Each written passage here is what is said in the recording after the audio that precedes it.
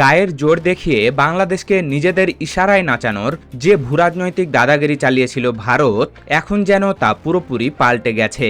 শেখ হাসিনা ক্ষমতা থেকে ছিটকে পড়ার পর থেকেই চোখে সর্ষে ফুল দেখছে দিল্লি।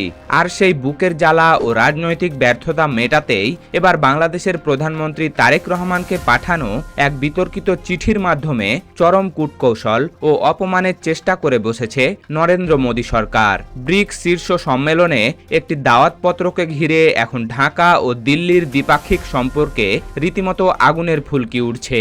প্রধানমন্ত্রী হিসেবে তারেক রহমানের বিপুল জনরায়কে কোনোভাবেই হজম করতে পারছে না ভারতের ক্ষমতাসীন বিজেপি। তাই আমন্ত্রণপত্রে ইচ্ছে করেই এমন একটি প্রোটোকল লঙ্ঘন করা হয়েছে, যা নিয়ে এখন তোলপাড় পুরো রাজনৈতিক অঙ্গন। তবে ভারত হয়তো ভুলে গেছে বাংলাদেশের বর্তমান সরকার আগের মতো মাথা নিচু করে থাকার পাত্র নয়।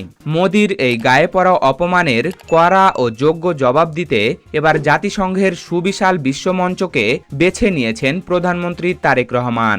সেখানে এমন এক দূরদর্শী মাস্টার প্ল্যান সাজানো হয়েছে, যার ধাক্কায় এবার সত্যি ঘুম হারাম হতে চলেছে দিল্লির। চিঠিতে ঠিক কি লিখেছিলেন মোদি, আর জাতিসংঘের মঞ্চে তারেক রহমানের সেই মাস্টার প্ল্যানটি আসলে কি? পুরো রোমহর্ষক সত্য ও ভূরাজনৈতিক সমীকরণ জানতে ভিডিওটি শেষ পর্যন্ত দেখতে থাকুন। বিশ্ব রাজনীতির বিশাল ময়দানে অনেক সময় বড় বড় অস্ত্রের চেয়ে একটি ছোট্ট শব্দ বা প্রোটোকল লঙ্ঘনের আঘাত অনেক বেশি গভীর হয়।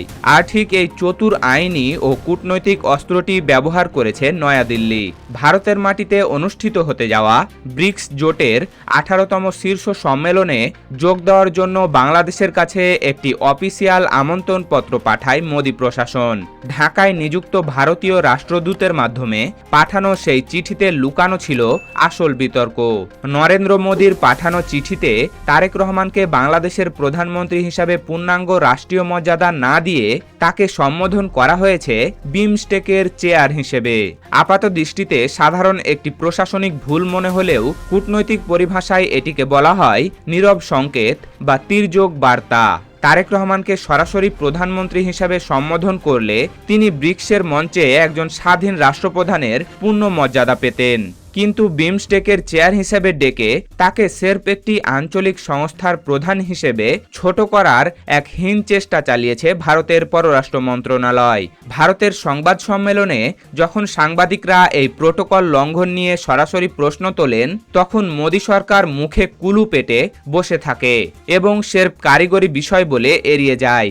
এই নীরবতায় প্রমাণ করে যে এটি কোনো অনিচ্ছাকৃত ভুল নয়, বরং তারেক রহমানকে কূটনৈতিকভাবে হেনস্থা করার একটি সচেতন নোংরা চাল। দিল্লির এমন হীনমন্যতার নেপথ্যে মূল কারণটি কিন্তু সবারই জানা। 2024 সালের গণ অভ্যুত্থানের পর 2026 সালের অবাধ ও নিরপেক্ষ নির্বাচনে যখন তারেক রহমান বিপুল জনমতে জয়ী হয়ে দেশের নতুন প্রধানমন্ত্রী হিসেবে দায়িত্ব নিলেন, তখন থেকেই মোদী সরকারের রাজনৈতিক ভিত কেঁপে উঠেছে। দীর্ঘদিন ধরে যাকে দিয়ে বাংলাদেশকে নিজেদের অঙ্গরাজ্যের মতো চালানো ছক কষা হচ্ছিল, সেই হস্তপুত্তলিকা সরকার ছিটকে পড়ায় ভারত এখন চরম দিশাহারা। বিশেষ করে মোদির ঘনিষ্ঠ হিসেবে পরিচিত পশ্চিমবঙ্গের বিজেপি নেতা শুভেন্দু অধিকারীরা প্রথম থেকেই তারেক রহমানের নতুন সরকারকে প্রশ্নবিদ্ধ করার অপচেষ্টা চালিয়ে আসছেন। শুভেন্দুর সেই রাজনৈতিক বয়ান ও তোষণ নীতি টিকিয়ে রাখতেই মোদী প্রশাসন কূটনৈতিক চিঠিতে এমন নিচু চাল চেলেছে। কারণ চিঠিতে তারেক রহমানকে সরাসরি প্রধানমন্ত্রী হিসেবে স্বীকৃতি দিলে শুভেন্দুর রাজনৈতিক দাবি এক নিমিষেই ধূলিসাৎ হয়ে যেত। কিন্তু মোদী প্রশাসন হয়তো বুঝতে পারেনি এই সস্তা কূটকৌশলের খেসারত ভারতকে কিভাবে দিতে হবে। ভারত যতই রাজনৈতিক ফন্দি আটুক না কেন, নিজেদের ভৌগোলিক ও বাণিজ্যিক স্বার্থের কারণে তারা বাংলাদেশকে এক চুলো এড়িয়ে যেতে পারবে না। ব্রিক্স, যা ব্রাজিল, রাশিয়া, ভারত, চীন ও দক্ষিণ আফ্রিকার মতো পরাশক্তিগুলোকে নিয়ে গঠিত, সেই বিশ্বমঞ্চে দক্ষিণ এশিয়ার স্থিতিশীলতার জন্য বাংলাদেশকে দিল্লির ভীষণ প্রয়োজন। ভারত খুব ভালো করেই জানে যে ভারতের সেভেন সিস্টার্স বা উত্তর পূর্ব রাজ্যগুলোর সাথে নিরবিচ্ছিন্ন যোগাযোগ ও নিরাপত্তা রক্ষা, কোটি ডলারের দ্বিপাক্ষিক বাণিজ্য ও ট্রানজিট সুবিধা ধরে রাখা, সীমান্ত স্থিতিশীলতা বজায় রাখা, নিজেদের এই কৌশলগত স্বার্থেই তারা বাংলাদেশকে ব্রিক্সের মঞ্চে রাখতে বাধ্য। তবে ভারতের পুরনো দাদাগিরি ও মতব্বরি আর কাজ করছে না। তারেক রহমানের নেতৃত্বাধীন নতুন বাংলাদেশ স্পষ্ট বার্তা দিয়ে দিয়েছে যে কোনো একটি নির্দিষ্ট দেশের ওপর অন্ধভাবে নির্ভর করে থাকার দিন শেষ। বাংলাদেশ এখন নিজেদের স্বার্থ রক্ষায় চীন, যুক্তরাষ্ট্র, ইউরোপীয় ইউনিয়ন ও মুসলিম বিশ্বের সাথে ভারসাম্যপূর্ণ কূটনীতি বজায় রেখে স্বাধীনভাবে বিশ্বমঞ্চে মাথা উঁচু করে দাঁড়াবে। মোদির এই সস্তা ছকের বিপরীতে তারেক রহমান এমন এক পাল্টা চাল চেলেছেন যা ভারতের পররাষ্ট্র মন্ত্রণালয়কে চরম ব্যাকফুটে ঠেলে দিয়েছে। দিল্লির নোংরা অপমানের কড়া জবাব দিতে তারেক রহমান বেছে নিয়েছে পৃথিবীর সবচেয়ে বড় কূটনৈতিক প্ল্যাটফর্ম জাতিসংঘের সাধারণ পরিষদ। নিউ ইয়র্ক সফরে গিয়ে জাতিসংঘের সদর দপ্তরে বিশ্ব নেতাদের সামনে দাঁড়িয়ে ভাষণ দেবেন প্রধানমন্ত্রী তারেক রহমান। আর সবচেয়ে বড় আন্তর্জাতিক চমক হলো এবারে জাতিসংঘের সাধারণ পরিষদের সভাপতি হিসেবে ঐতিহাসিক দায়িত্ব পালন করতে যাচ্ছেন বাংলাদেশের পররাষ্ট্রমন্ত্রী ডক্টর খলিলুর রহমান। এটি বিশ্ব দরবারে বাংলাদেশের কূটনৈতিক ক্ষমতার এক অভূতপূর্ব পদচারণ। ব্রিক্সের মতো একটি আঞ্চলিক ফোরামে ভারত যদি বাংলাদেশকে অপমান করার স্পর্ধা দেখায়, তবে জাতিসংঘের মতো সর্বোচ্চ বিশ্বমঞ্চ থেকে তারেক রহমান স্বাধীন পররাষ্ট্রনীতির এমন এক রূপরেখা তুলে ধরবেন যার সামনে দিল্লির সব অপপ্রচার ফিকে হয়ে যাবে। দিল্লির আঞ্চলিক মঞ্চের নোংরা ও কূটনীতিকে পাশ কাটিয়ে নিউ ইয়র্কের আন্তর্জাতিক মঞ্চে বাংলাদেশের এই রাজকীয় উপস্থিতি মোদি প্রশাসনের জন্য বড় ধরনের গলার কাটা হয়ে দাঁড়িয়েছে।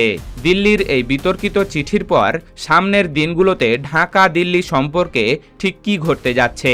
রাজনৈতিক বিশ্লেষকরা প্রধানত 4টি সম্ভাব্য দৃশ্যপটের কথা বলছেন। 1 নম্বর, ভারতের ভুল স্বীকার বা ধামাচাপা দেওয়া। আন্তর্জাতিক চাপ ও বাংলাদেশের শক্ত অবস্থানে আতঙ্কে পড়ে ভারত হয়তো শেষমেশ চিঠির বিষয়টি প্রশাসনিক ভুল বলে ধামাচাপা দেওয়ার চেষ্টা করবে এবং সম্পর্ক স্বাভাবিক করতে চাইবে। 2, ব্রিক্সের মঞ্চেই চোখে চোখ রেখে জবাব। তারেক রহমান যদি ব্রিক্স সম্মেলনে যোগ দেন, তবে ভারতের মাটিতে বসেই সরাসরি মোদির চোখে চোখ রেখে দ্বিপাক্ষিক সমতা ও বাংলাদেশের স্বসার্বভৌমত্ব মর্যাদার বিষয়টি কড়া ভাষায় জানিয়ে দিয়ে আসবেন। 3 নম্বর, ব্রিক্সে অনুপস্থিতি ও জাতিসংঘে পূর্ণ মনোযোগ। বাংলাদেশ হয়তো ব্রিক্সের সম্মেলনকে এড়িয়ে গিয়ে নিজেদের পুরো শক্তি ও মনোযোগ জাতিসংঘের বিশ্বমঞ্চে নিবদ্ধ করবে, যা বিশ্বমঞ্চে ভারতের আঞ্চলিক নেতৃত্বের দাবিকে বড় ধরনের ধাক্কা দেবে। 4 নম্বর, নতুন শর্তে কঠিন দর কষাকষি। এতদিন ভারত যেভাবে একতরফা সুযোগ সুবিধা আদায় করে নিত, সেই পথ চিরতরে বন্ধ হয়ে যাবে। এখন থেকে ভারতের প্রতিটি প্রস্তাবের বিপরীতে বাংলাদেশ নিজেদের জাতীয় স্বার্থ অনুযায়ী নতুন নতুন শর্ত ছুড়ে দেবে। একটি দাওয়াতপত্রের কয়েকটি শব্দ দিয়ে ভারত যে নোংরা কূটনৈতিক খেলা শুরু করতে চেয়েছিল, তারেক রহমানের দূরদর্শী ও কৌশলগত পদক্ষেপে সেই চেষ্টা এখন তাদের নিজেদের জন্যই কাল হয়ে দাঁড়িয়েছে। দর্শক, ব্রিক্সের চিঠিতে তারেক রহমানকে এভাবে সম্বোধন করা নিয়ে ভারতের এই ভূমিকা ও জাতিসংঘের মঞ্চে বাংলাদেশের অবস্থান নিয়ে আপনার মতামত কি? কমেন্ট বক্সে অবশ্যই লিখে জানান। দক্ষিণ এশিয়ার রাজনীতি ও এমনই সব বিশ্লেষণ সবার আগে পেতে আমাদের চ্যানেলটি সাবস্ক্রাইব করে বেল আইকনটি বাজিয়ে রাখুন। ধন্যবাদ।